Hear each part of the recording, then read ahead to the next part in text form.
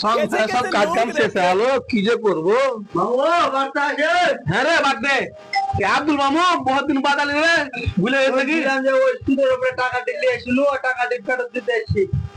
হ্যাঁ খ্যাপা ছেলে যদি সুদের টাকা দেয় ওটি টাকা রাখ, যদি আর সুদ হয়েছে ওটি দে।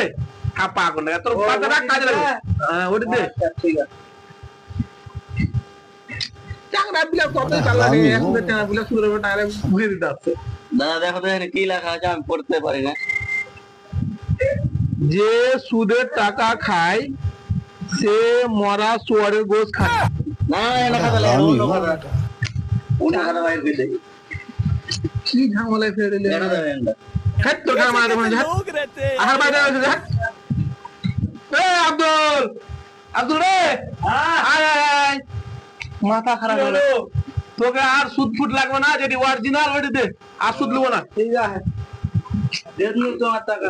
টাকা শোধ তোর কোনো দরকার পরে আটক শুধু টাকা যদি লাগে টাকা আসবি তো সুদ লাগলে ধার করে। হ্যাঁ যা যা।